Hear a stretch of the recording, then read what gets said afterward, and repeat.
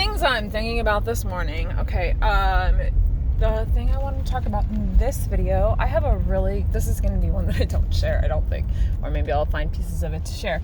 I have a friend that I have known for a long time. I would say 10 to 15 years. That's a pretty good long amount of time, and we've gone through periods of time where we were closer to each other and further away or whatever, as some friendships do.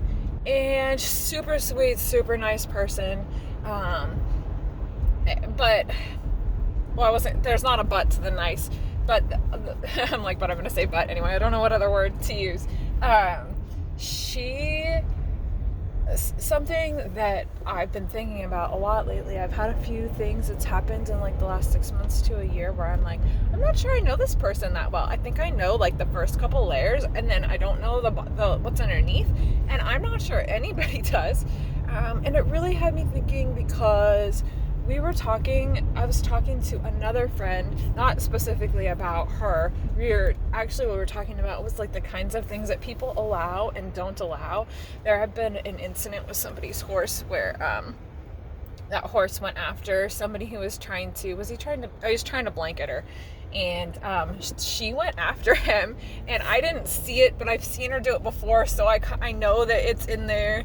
And somebody else who is wise, generally speaking, at least mostly, everybody's flawed, right? Somebody else was like, you gotta stop trying to blanket that horse because she's just gonna hurt you, and there's nothing you can do and which was wise. Like, this horse was gonna go after him, and he was gonna get hurt.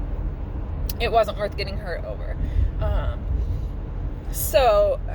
And what we were talking about was how some people, whether it's I don't think it was his ego in this case, but some people allow different things compared to other people.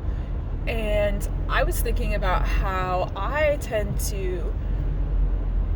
on one end of the spectrum where I'm so far to one end of the spectrum where I won't tolerate that bullshit, that if the horse gets too aggressive and pushy towards me, a whole different part of my personality shows up, and I can really become quite bold. And one person actually saw this part of my personality come out in a different situation where a dog had almost killed a cat, and definitely a different part of my personality came out. And I get that same part, though not to that degree, when a horse gets really strong with me. And I try really hard. I think when I was younger, I could lose my temper pretty easily. And I'm not proud of that in any way. I guess I am proud of the fact that I really worked through a lot of my temper. I don't think that I could have the gelding that I own if I hadn't worked through that temper, because he once in a while he makes me mad. Typically, if I'm like have an agenda for the day, there's probably a lesson in there. But typically I read him through a lens of, he's a very bold horse. He has a lot of anger and resentment in there, less than he used to, but still more than most horses. And this is how just yesterday I had a thing where I think he was actually worried, and it came out as,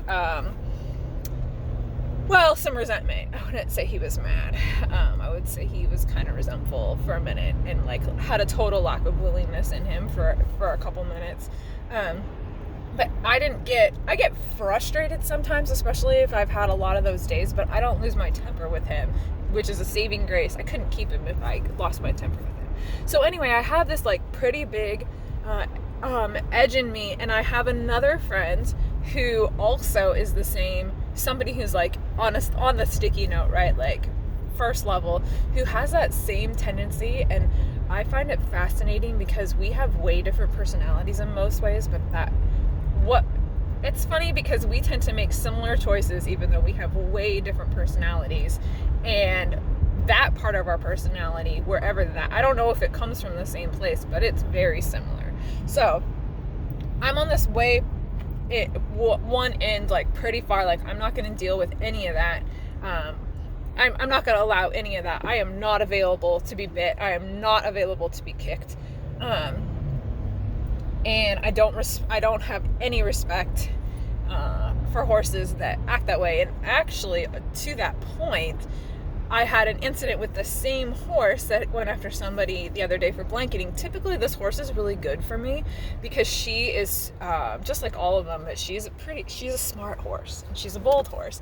She reads people's energy and she knows she can't get, like, she knows the moment that I walk into the pen that the game is different. You know, she's not going to get away with the same stuff with me. So she just doesn't even try it. That's how savvy she is. But a few months ago, she actually did try it. Whoa. Oh my God. I don't know what that guy is doing. A few months ago, she actually did try it. This guy is being super dangerous behind me. And if I had been a different person, she would have leveled me. The only reason why I didn't get leveled, this guy's being so dangerous. Now he's cutting me off. Maybe he was actually just not, like an older guy. I think maybe he's actually just not paying attention. And what's scary is he's driving at least 10 miles an hour over the speed limit and he's looking down. Terrifying. Okay, and he was like literally behind me doing this. That's so much more dangerous than what I'm doing right now because I'm not looking at the camera. So this horse would have leveled me if I had not been paying attention. I was walking across her pen and I had my back turned to her. You should be able to turn your back to her. I can turn my back to my yearling. I might be paying attention to where she is, but I could definitely turn my back to Wyatt. Wyatt's not going to sneak up and bite me. He might sneak up and bite and nip at my dog, but he's not going to sneak up behind me and do that. He doesn't. If Wyatt did it would be playful, not like he was going to level me anyway, and he wouldn't do it because he's too smart for that. So she tried to level me. I mean, and if I hadn't heard her when I did, if I had missed it, if I had reacted one step later than I did, the story might have gotten a lot different. I didn't have anything in my hand, so I literally just turned around and slacked my hands on my knees twice because I felt that energy coming at me, and I am not too sad to admit that I met her energy with my own energy. At that moment, it was do or die. And she was shocked and she was out of there. And you gotta imagine, I didn't threaten her. I was just like, that's not it. Like, you don't get to do that. And she lost it and she was a little pent up, so she went running around her pen. But then after that, it was like handling a different horse. So sweet. You'd never seen the horse hold so still to be rinsed off. You'd never seen the horse be so polite. So I definitely, which notice in this story, the person yesterday just almost he tried to solve it with carrots, which I would never give this horse a carrot. So anyway, this other friend, I'm like, back to the point, April. This other friend has a horse with a similar attitude, and she lets this horse bite her, lets this horse kick her. She lets a horse drag her all around, which is super dangerous. And it's dangerous enough that the other horses read it as dangerous. And all the other horses on the property, or at least most of them, the more worried horses are worried about this particular horse because she's essentially loose all the time. My horse actually, as well as he gets along with every other horse, he is very concerned about that horse. And to the extent that I can't even cross tie him directly next to her. It's the only horse I can't leave him in the cross ties next to because like a year or so ago, maybe 9 months ago, he actually tried to kick her. He didn't kick her, but I've never heard him. He made a sound like he was dying, and he kicked so hard. He meant whatever he felt from her. He meant get the hell away from me. And he peed a little bit. He was so scared. It was a kind of a scary situation for me to see that come out of him, because the only other time I've seen him act like that is when he was being ring roped.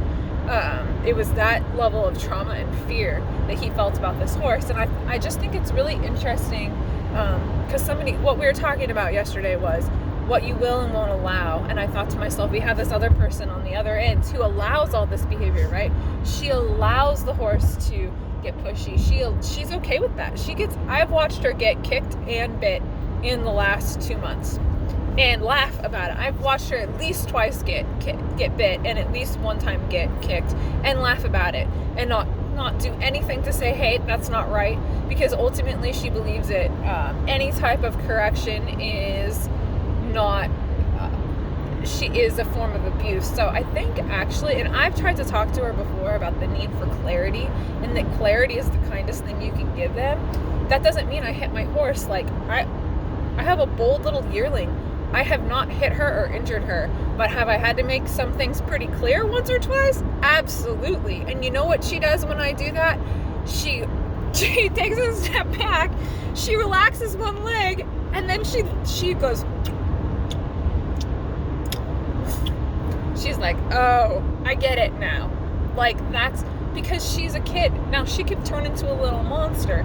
She needs clarity. She doesn't need now. And my horse is kind of bold, so both of my horses are bold. So the one of them, you can't do as much with the gelding as you can with, in fact, you don't need to. You don't need to raise your energy with the gelding typically the way you might with that yearling, because the gelding is really fear-based, and he's had a lot of traumatic experiences, clearly, or even if it was just one, it was more than enough for him, and he that stuck for him. And I would never, like, the other day I got to where I was like bouncing something. I only had to do it hard once, but it had a rubber thing on the end of it, so it's not like it hurt the little horse, but I had to bounce it pretty hard at one point to get a response. I would never have to do that with that gelding, because he's more responsive to pressure than she is. I have to get it a little bit bigger sometimes with the yearling to make it more clear to her. It's not that I hurt her, but I'm doing her a favor in that she all of a sudden understood what I wanted and moved off. Like, nobody got hurt. She didn't have any bad feelings about that. If anything, she actually probably felt better later. Not that she carries a huge amount of worry with her. So anyway, I just think it's interesting, because then it got us thinking about, like, there's clearly something in this other person who allows all these things that we don't know about, that it's got to be something traumatic is all that I can figure, because she will allow people to do unto her. And it's interesting because I have trauma and abuse in my past, and I think when I was younger, I allowed that because I didn't know how to make it stop, and I didn't know that making it stop was even an option. And I felt like that was the only way that I felt like allowing it was the only way I could continue to survive. Whereas this person, my guess is she's had some trauma in her past, because I don't think she would allow the current trauma if it hadn't happened to her before, when she had no control over it. So I just find that really interesting, how I bet we've had a similar experience in that sense, and how she continues to allow this, because I bet if we switched her out even with a less bold horse, she would still struggle with a lot of the same things, because ultimately every horse needs clarity. And so it just really, then I'm like, I've made a video about this person before. I don't know how we could possibly help this person, because that's what she's got to come to terms with, right? Before she can come to terms with the horse stuff, is that she's got to come to terms with the internal part of her that is allowing this horse to do these things to her. Because none of the rest of us would allow that for whatever reason. And like I said, I probably, because I've been in an abusive situation more than once, I'm probably more sensitive to it and less likely to tolerate it, because I have tolerated it in other situations, and I'm not about to go back to that. Like, I have too hard of an edge. So I don't know, thinking about that, and it leaves me wondering if there's anything, like any little nudge. I don't know. But then I'm also really in a place with that situation where I just think that it might have to be what it is.